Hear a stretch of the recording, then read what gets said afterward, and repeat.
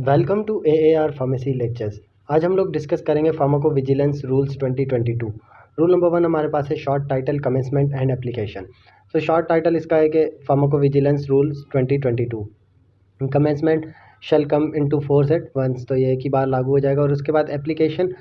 Applicable, ये जो है ना जहाँ पे भी किस लिए किया जाएगा अप्लाई, फार्माकोविजिलेंस एक्टिविटीज़ परफॉर्म करने के लिए पैसिव सर्विलेंस के दौरान, एक्टिव सर्विलेंस के दौरान या पोस्ट ऑथराइजेशन स्टडीज़ के दौरान। Rule number 2 definitions. अब इस रूल में जो भी डेफिनेशन डिफ़ाइन की गई हैं अनटिल एंड अनलेस उनमें कोई चेंज नहीं की जाती, तो उनके क्या मीनिंग होंगे। सबसे पहला, abuse of therapeutic good. Abuse of therapeutic good का मतलब क्या है कि कोई भी इंटेंशनल अगर एक्सेसिव यूज़ करे थेराप्यूटिक गुड का, मतलब जो भी हमारे पास ड्रग है, थेराप्यूटिक ड्रग्स हैं, अगर उनका एक्सेसिव और जो है ना परसिस्टेंट यूज़ किया जा रहा हो, ठीक है, जिसकी वजह से हार्मफुल इफ़ेक्ट आ रहे हो फिज़िकली या साइकोलॉजिकली पेशेंट को, तो ये कहलाएगा अब्यूज़ ऑफ थेराप्यूटिक गुड। उसके अलावा एक्टिव सर्विलेंस। एक्टिव सर्विलेंस ऐसा प्रोसेस है जिसमें जो है ना टारगेटेड मॉनिटरिंग की जाएगी कि इस थेराप्यूटिक गुड के जो है ना ये स्पेसिफिक टारगेट मॉनिटरिंग की जाए, ताकि जो है ना उसमें से इंफॉर्मेशन ली जा सके एडवर्स इफ़ेक्ट से रिलेटेड, एडवर्स इवेंट्स जो भी आ रहे हैं, एडवर्स ड्रग रिएक्शंस जो भी आ रहे हैं, तो वो एक कंटिन्यूस प्री प्लान प्रोसेस होगा जिसके थ्रू जो है एडवर्स इवेंट्स या एडवर्स ड्रग रिएक्शन उनकी जो है कंप्लीट नंबर वगैरह और उनकी जो है इंफॉर्मेशन ली जाए, तो ये कहलाएगा हमारे पास एक्टिव सर्विलेंस। इसके अलावा एडमिनिस्ट्रेटिव टेरिटरी, मतलब ऐसी स्टेट या टेरिटरी इलाका जहाँ पे जो है ना जो डिफ़ाइन की गई हूँ आर्टिकल 1 में, जो है कॉन्स्टिट्यूशन के, जो पाकिस्तान का कॉन्स्टिट्यूशन है उसके आर्टिकल 1 में जो भी टेरिटरीज़ मेंशन की गई हैं या स्टेट्स मेंशन की गई हैं, वो एडमिनिस्ट्रेटिव टेरिटरी। इसके अलावा एडवर्स ड्रग रिएक्शन या ADR का मतलब क्या है कि जब भी जो है ड्रग या थेराप्यूटिक गुड से जो है अनइंटेंडेड कोई रिस्पांस आता है या कोई नॉक्शियस रिस्पांस आता है, मतलब ख़तरनाक या जो उसके पर्पज़ से हटके हो, नॉर्मली जो है ना उसके जो पर्पज़ है उससे बरअक्स कोई रिस्पांस आ जाए, जो भी ड्रग या थेराप्यूटिक गुड यूज़ की जाए प्रोफाइलैक्सिस के लिए, डायग्नोसिस के लिए या थेरापी के लिए किसी भी डिज़ीज़ की, या जो है कोई भी फिजियोलॉजिकल फंक्शन की करेक्शन, मॉडिफिकेशन या रिस्टोरेशन वगैरह के लिए जो यूज़ की जाती है। रिस्पांस का मतलब क्या है कि जो भी हमारे पास थेराप्यूटिक गुड है उसकी जो है ना रिलेशनशिप हो एडवर्स इवेंट से, मतलब ये कि एटलीस्ट उसकी कोई रीज़नेबल पॉसिबिलिटी हो कि हाँ वाकई ये जो है ना इस थेराप्यूटिक गुड की वजह से हो सकता है, तो उसमें एक रिलेशनशिप हो, ठीक है। एडवर्स रिएक्शन जो है एडवर्स इवेंट के कंट्रास्ट में क्या मतलब इसमें मेजर है कि ये जो है ना इसमें कैजुअल रिलेशनशिप होगी बिटवीन थेराप्यूटिक गुड और जो अकरेंस हुई है, मतलब कि ये जो हमारे पास एडवर्स ड्रग रिएक्शन आ रहा है कि उसके बीच में और जो थेराप्यूटिक गुड है उसमें एक रिलेशनशिप ज़रूर होगी। एडवर्स इवेंट या AE का मतलब क्या है कि कोई भी ये जो है ना अनटुवर्ड मेडिकल अकरेंस, मतलब जो मेडिकल कंडीशन पेशेंट के अंदर हो जाए जो इसी की तरह अनइंटेंडेड हो, मतलब वो नॉर्मली नहीं होनी चाहिए पेशेंट के अंदर, या क्लिनिकल इन्वेस्टिगेशन सब्जेक्ट जो है जिनमें ड्रग या थेराप्यूटिक गुड दी जाए, जिसका जो है कैजुअली उस ट्रीटमेंट से रिलेशनशिप ना हो, मतलब ऐसा इवेंट कोई आ जाए या ऐसी कोई मेडिकल अकरेंस हो जाए, तो वो कहलाएगी adverse event. Adverse event following immunization, AEFI, मतलब कोई भी जो है ना अगर इम्यूनाइजेशन या वैक्सीनेशन का प्रोसेस किया जाए, ठीक है, उसकी वजह से कोई अनटुवर्ड मेडिकल अकरेंस होती है इम्यूनाइजेशन की वजह से, जिसका जो है उस वैक्सीन के यूज़ से कोई मतलब आमतौर पे रिलेशन ना हो, तो वो कहलाएगा adverse event following immunisation. Causality assessment. Causality assessment मतलब कि अगर कोई भी मेडिसन या थेराप्यूटिक गुड जो है उसको इवालुएट करना, उसकी इवालुएशन करना, असेसमेंट कर रहे हैं ना कि वो जो है ना उस एडवर्स रिएक्शन में कितना जो है कॉज बना है उस एडवर्स रिएक्शन का, मतलब कितने चांसेस हैं, कितने ज़्यादा पॉसिबिलिटी है उस एडवर्स रिएक्शन के उस थेराप्यूटिक गुड या मेडिसन की वजह से, तो उसको इवालुएट करना कहलाता है कैजुअलिटी असेसमेंट। कंसर्न बोर्ड या कमेटी, मतलब जो भी बोर्ड या कमेटी नोटिफाई की गई हो अंडर ड्रग एक्ट 1976 या ड्रैप एक्ट 2012 जो भी लाइसेंसिंग, रजिस्ट्रेशन, इनलिस्टमेंट या जो भी इस तरह के मुख्तलिफ पर्पसेस हैं उनके लिए जो भी बोर्ड या कमेटी नोटिफाई की गई होगी,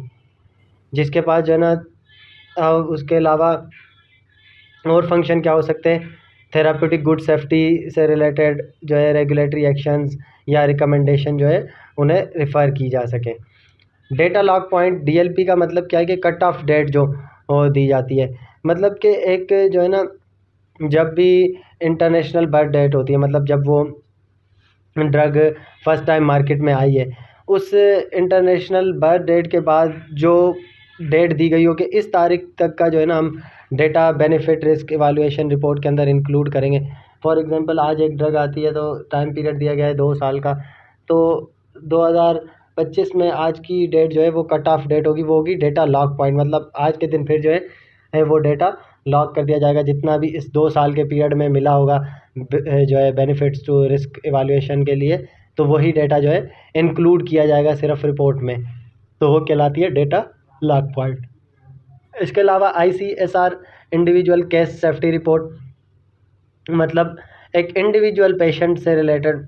जो है रिपोर्ट दी जाएगी अब किसी भी ड्रग या थेराप्यूटिक गुड की, जिसमें जो है ना सस्पेक्टेड ADR जो भी उस एक या एक से ज़्यादा जो भी ड्रग दी गई हैं उनकी वजह से आ रहा है, तो वो हमारे पास कहलाएगी इंडिविजुअल केस सेफ्टी रिपोर्ट।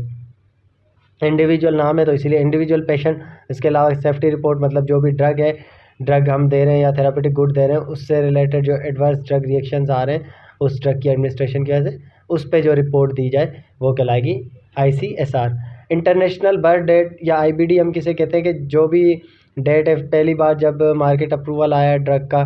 या रजिस्ट्रेशन हुई है किसी भी प्रोडक्ट की जिसके अंदर एक्टिव सब्सटेंस हो,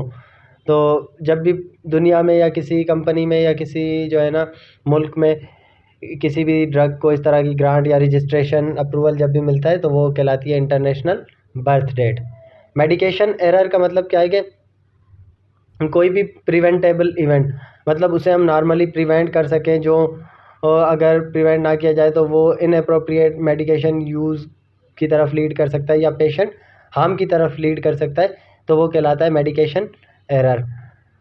और मेडिकेशन जो है ना इसमें मतलब वो हेल्थ केयर प्रोफेशनल, पेशेंट या कंज्यूमर के कंट्रोल में होती है,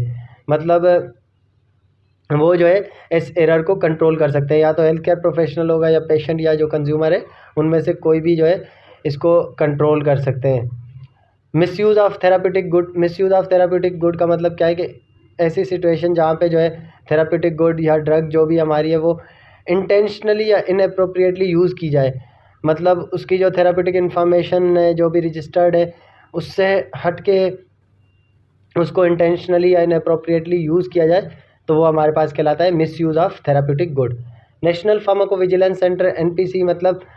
जो हमारे पास नेशनल फार्माकोविजिलेंस सेंटर इस्टेब्लिश किया जाए अंडर रूल नंबर 3। अब ये इंपॉर्टेंट है, इनमें जो है ना हमारे पास फार्माकोविजिलेंस रूल में बहुत से शॉर्ट टर्म्स भी हैं, वो ज़्यादा इंपॉर्टेंट है। उसके अलावा ये चीज़ें तो मैं आपको ऑलरेडी बता के आ चुका हूँ कि कौन सा रूल किस जो है ना उसमें आ रहा है, कि जैसे अब ये अंडर रूल नंबर 3 हमारे पास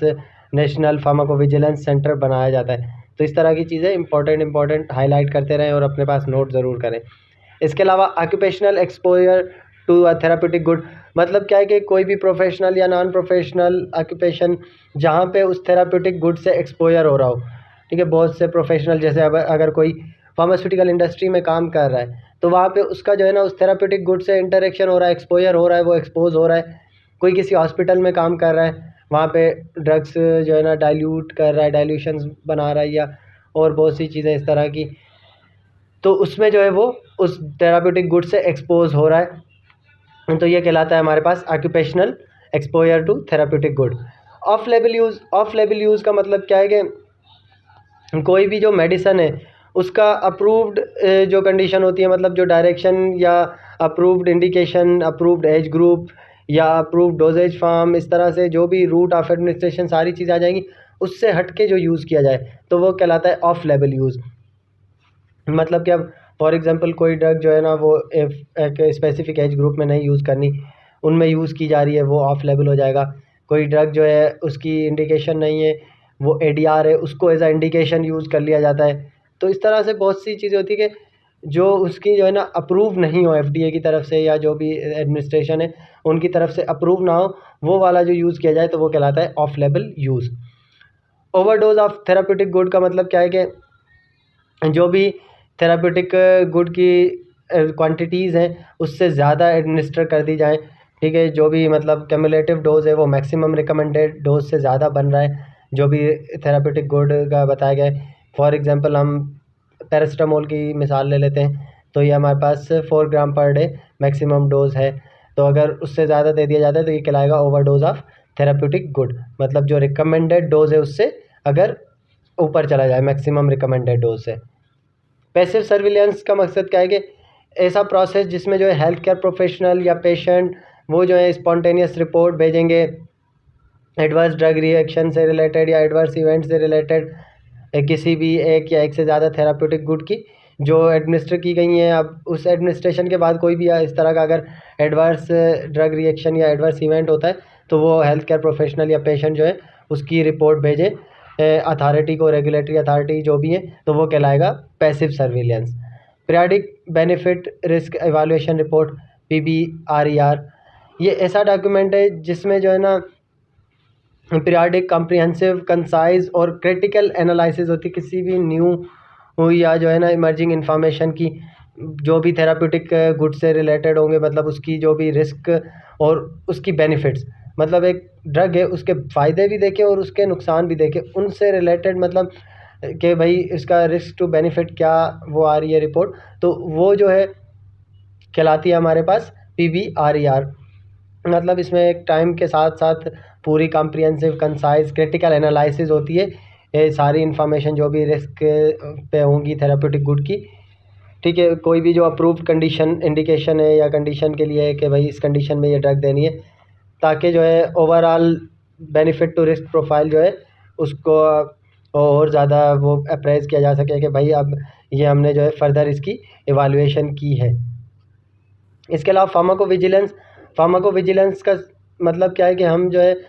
ऐसी साइंस या एक्टिविटीज़ जो डिटेक्ट करें, असेस करें, अंडरस्टैंड करें और प्रिवेंट करें एडवर्स इफ़ेक्ट्स को या ADR को, जो भी थेराप्यूटिक गुड रिलेटेड प्रॉब्लम्स हैं इस तरह की, तो वो कहलाती है फार्माकोविजिलेंस। सिंपली हम कह सकते हैं कि एडवर्स ड्रग रिएक्शन या ADR एडवर्स इवेंट्स जो भी होते हैं उन पे जो है प्रॉपर उनको डिटेक्ट करना, असेस करना, उनको मॉनिटर, ये सारी चीज़ें उनसे प्रिवेंट करना, ये आ जाता है फार्माकोविजिलेंस में। फार्माकोविजिलेंस ऑफिसर का मतलब जो भी ऑफिसर नोटिफाई किया गया होगा अंडर रूल नंबर 6, ठीक है। फार्माकोविजिलेंस ऑफिसर अब किस रूल के अंडर आता है? रूल नंबर 6 के अंडर आता है, जो भी फार्माकोविजिलेंस रिलेटेड एक्टिविटीज़ परफॉर्म करेगा डिफरेंट लेवल्स पे।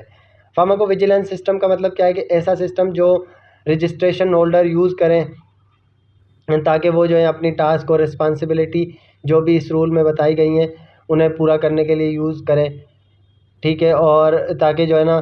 आज थेराप्यूटिक गुड की सेफ्टी को मॉनिटर किया जा सके, और उसके अलावा कोई भी जो है चेंजेस आ रही हैं रिस्क बेनिफिट बैलेंस के अंदर तो उन्हें जो है डिटेक्ट किया जा सके। ऐसे सिस्टम को हम कहते हैं फार्माकोविजिलेंस सिस्टम।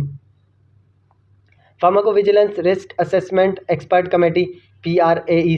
PRAEC मतलब ऐसी कमेटी जो अंडर रूल नंबर 9 के कंस्टिट्यूट की जाए। Pharmacovigilance system master file PSMF मतलब ऐसी डिटेल डिस्क्रिप्शन होगी फार्माकोविजिलेंस सिस्टम की जो रजिस्ट्रेशन होल्डर यूज़ करेंगे किसी भी जो है ना एक या एक से ज़्यादा जो ऑथराइज थेराप्यूटिक गुड होंगी उनके लिए। प्रोविंशियल फार्माकोविजिलेंस सेंटर PPC मतलब जो सेंटर इस्टेब्लिश किए जाएँ हर प्रोविंशियल गवर्नमेंट की जानिब से या एडमिनिस्ट्रेटिव टेरिटरी की जानिब से, ताकि जो है ना उस रेलेवेंट टेरिटरी में या वहाँ के जो प्रोविंस है वहाँ पे फार्माकोविजिलेंस एक्टिविटीज़ परफॉर्म की जा सकें। पोस्ट ऑथराइजेशन सेफ्टी स्टडी पास मतलब जो भी स्टडी रिलेट करती हो रजिस्टर्ड ड्रग से रिलेटेड, मतलब अब वो ऑथराइज हो चुकी है, पोस्ट ऑथराइजेशन सेफ्टी स्टडी है, ठीक है। रजिस्टर्ड ड्रग से रिलेटेड जो है स्टडी होगी, कंडक्ट की जाएगी कि भाई उसका मेन एम क्या होगा कि आइडेंटिफाई करे, करेक्टराइज करे या क्वांटिफाई करे जो भी सेफ्टी हैज़ार्ड है। उसके अलावा कंफर्म करेगी उस ड्रग की जो है सेफ्टी प्रोफाइल या जो है ना इफ़ेक्टिवनेस देखेगी कि कितने जो है ना इफ़ेक्टिवली ये जो है रिस्क मैनेजमेंट मेयर्स को फॉलो कर रहे हैं, तो वो कहलाती है हमारे पास पास। पब्लिक हेल्थ प्रोग्राम्स PHP मतलब हेल्थ प्रोग्राम्स जो भी नेशनल, प्रोविंशियल या एडमिनिस्ट्रेटिव टेरिटरी लेवल पे किए जाएँ ताकि जो है ना डिज़ीज़ की प्रिवेंशन की जा सके या जो है इराडिकेशन की जा सके किसी भी जो है डिज़ीज़ की, और उसके अलावा हेल्थ को जो है ना ज़्यादा प्रमोट किया जा सके किसी भी जो है एफर्ट्स के थ्रू, सोसाइटी हो तो इसके थ्रू जो है ना मुख्तलिफ इस तरह की एक्टिविटीज़ की जाए नेशनल, प्रोविंशियल या एडमिनिस्ट्रेटिव टेरिटरी लेवल पे, तो वो हमारे पास कहलाते हैं public health programme. Registration holder मतलब मैन्युफैक्चरर या इम्पोर्टर जो भी जो है ना पजेस करता है रजिस्ट्रेशन या इनलिस्टमेंट, जो भी थेराप्यूटिक गुड है वो रखता हो, ठीक है, फिर चाहे वो मैन्युफैक्चरर हो या इम्पोर्टर हो थेराप्यूटिक गुड का। रिस्क मैनेजमेंट प्लान, आरएमपी का मतलब क्या है कि डिटेल्ड डिस्क्रिप्शन जो भी रिस्क मैनेजमेंट सिस्टम से रिलेटेड है, जिसमें जो है फार्माकोविजिलेंस एक्टिविटीज़ भी होंगी, इंटरवेंशन भी होंगी, कि वो डिज़ाइन की जाए कि भाई हम आइडेंटिफाई कर सकें, करेक्टराइज़ कर सकें, प्रिवेंट कर सकें या मिनिमाइज़ कर सकें जो भी ये रिस्क हैं ड्रग से रिलेटेड। इसके अलावा जो है असेसमेंट की जा सके उनकी इफ़ेक्टिवनेस को, कि भाई ये एक्टिविटीज़ या इंटरवेंशन कितनी इफ़ेक्टिवली फॉलो की जा रही हैं। आरएमपी जो है ना वो कंसिस्ट करता है एक सेफ्टी ओवरव्यू मेडिसिनल प्रोडक्ट का, मतलब जो भी मेडिसिनल प्रोडक्ट या ड्रग है उसके सेफ्टी ओवरव्यू पे जो है कंसिस्ट करता है आरएमपी, और वो जो है प्रपोज किया जाता है फार्माकोविजिलेंस एक्टिविटीज़ और उसके अलावा रिस्क मिनिमाइजेशन एक्टिविटीज़, मतलब उसमें जो है रिस्क को कम से कम किया जाए, तो इसलिए जो है रिस्क मैनेजमेंट प्लान बनाया जाता है। सेफ्टी स्पेसिफिकेशन मतलब सेफ्टी प्रोविजन जो भी थेराप्यूटिक गुड की डिफ़ाइन की गई हो या जो है कंपाइल की जाए रजिस्ट्रेशन होल्डर की जानिब से, जो भी रजिस्ट्रेशन रखते हैं अपने पास मैन्युफैक्चरर, इम्पोर्टर वगैरह, तो वो जो है सबमिट की जाएंगी इनिशियली रजिस्ट्रेशन के टाइम पे as a part of dossier, मतलब डोजियर के साथ वो जो है इनिशियली सबमिट कराई जाएगी सेफ्टी स्पेसिफिकेशन, और फिर उसको जो है अपडेट किया जाएगा इंटरनेशनल रिवीजन के अकॉर्डिंग। सेफ्टी स्पेसिफिकेशन के कोई भी अगर इंटरनेशनली रिवाइज होती हैं उससे रिलेटेड,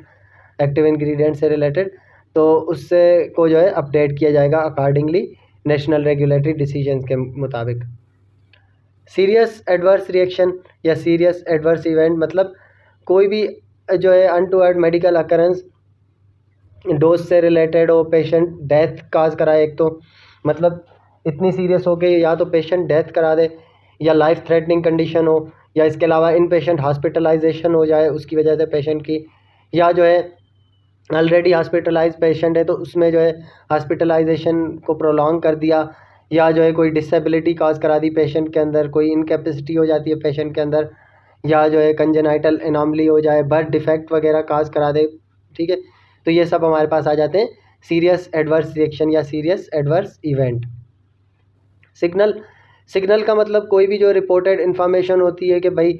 इस जो है एडवर्स इवेंट और ड्रग के दरमियान ये जो है पॉसिबल कैजुअल रिलेशनशिप है, तो वो कहलाता है सिग्नल। रिलेशनशिप जो है ना वो या तो अननोन होगी या जो है इनकम्प्लीटली डॉक्यूमेंटेड होगी प्रीवियसली, तो वो कहलाएगा सिग्नल। यूजुअली जो है ना एक से ज़्यादा रिपोर्ट रिक्वायर्ड होती हैं कोई भी सिग्नल को जनरेट करने के लिए।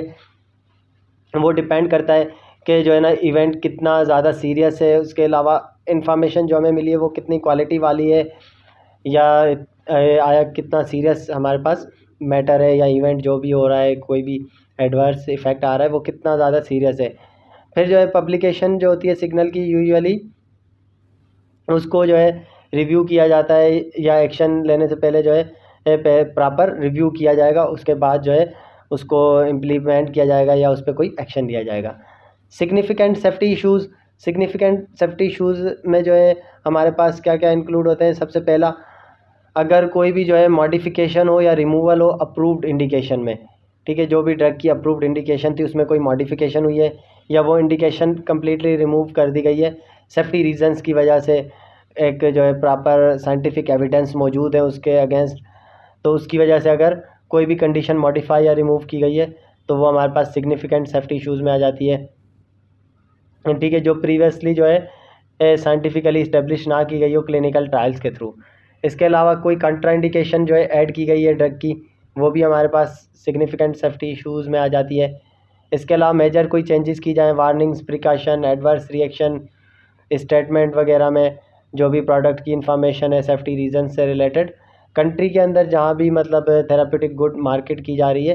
तो वो फिर हमारे पास आ जाती है सिग्निफिकेंट सेफ्टी इश्यूज़ के अंदर, कि कोई भी इस तरह की मेजर वार्निंग या प्रिकॉशन अगर आ जाता है। विथड्रॉल और सस्पेंशन, अगर किसी भी जो है थेराप्यूटिक गुड या ड्रग को विथड्रॉ किया जाए, सस्पेंड कर दी जाए उसकी अवेलेबिलिटी किसी और कंट्री में, ठीक है, सिग्नल्स की बेसिस पे कि बहुत ज़्यादा सीरियस था और इन्फॉर्मेशन हमारे पास क्वालिटी वाली मौजूद थी उसके अगेंस्ट, तो किसी और कंट्री में उस जो है ड्रग को या थेरापेटिक गुड को विथड्रॉ सस्पेंड किया गया, तो ये भी हमारे पास सिग्निफिकेंट सेफ्टी इश्यूज़ में आ जाती है।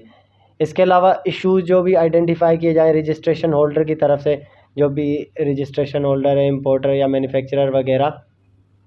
वो जो है अपने सिग्नल मैनेजमेंट प्रोसेस के थ्रू कोई भी इश्यूज़ आइडेंटिफाई करें, ठीक है, तो और उनकी प्रॉपर असेसमेंट कंप्लीट कर ली गई और एक्शन प्रपोज कर दिया गया, तो वो भी हमारे पास सिग्निफिकेंट सेफ्टी इश्यूज़ में आ जाते हैं। इसके अलावा सिग्निफिकेंट सेफ्टी रिज़ल्ट जो भी post marketing clinical trial studies से आती हैं।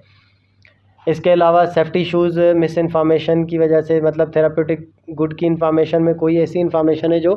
मिस इन्फॉर्मेशन की तरफ लीड कर रही है और उसकी वजह से कोई सेफ्टी इश्यूज़ आ रहे हैं, तो वो हमारे पास सिग्निफिकेंट सेफ्टी इश्यूज़ में आ जाएगी। इसके अलावा सेफ्टी इश्यूज़ जो भी रिलेटेड है इससे, मतलब आउटसाइड टर्म जो भी थेराप्यूटिक गुड इन्फॉर्मेशन या डायरेक्शन फॉर यूज़ है उससे हट के कोई टर्म्स हैं, उससे रिलेटेड कोई इश्यूज़ आ रहे हैं, तो वो भी हमारे पास सिग्निफिकेंट सेफ्टी इश्यूज़ में आ जाएंगे। इसके अलावा सेफ्टी इश्यूज़ जो भी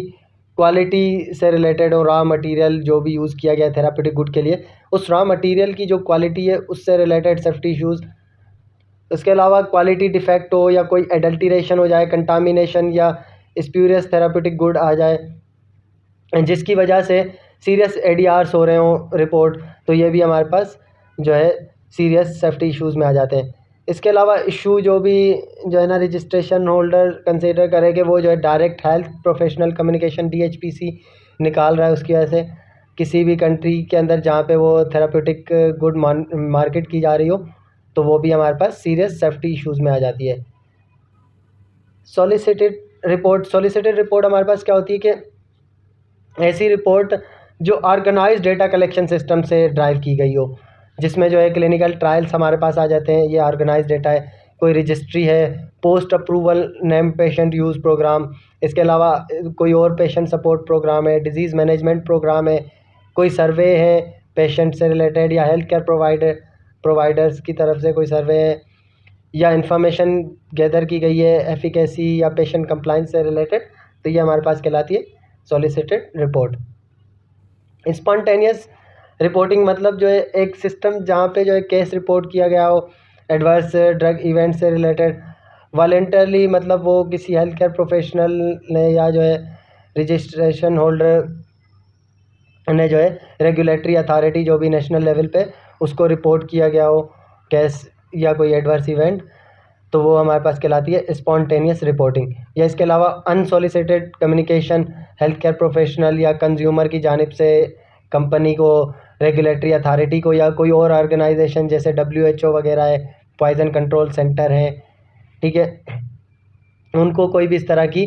ADR से रिलेटेड जो भी मतलब पेशेंट के अंदर कोई एक या एक से ज़्यादा ADRs आए हुए हों एक थेराप्यूटिक ड्रग की वजह से या एक से ज़्यादा कोई थेराप्यूटिक गुड्स की वजह से,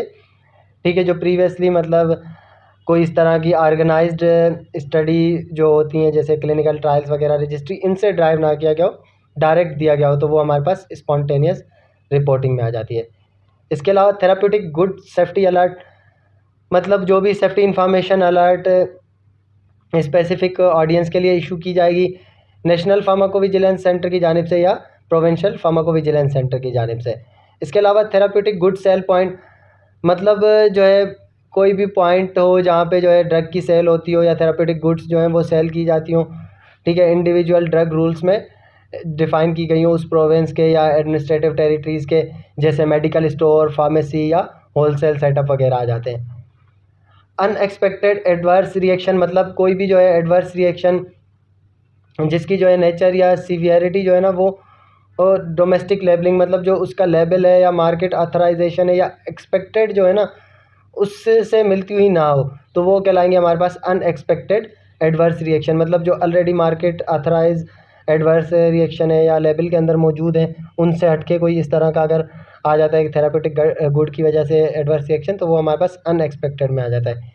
या एक कोई भी ऐसा एडवर्स रिएक्शन जिसकी जो है ना नेचर या सीवियरिटी जो है ना वो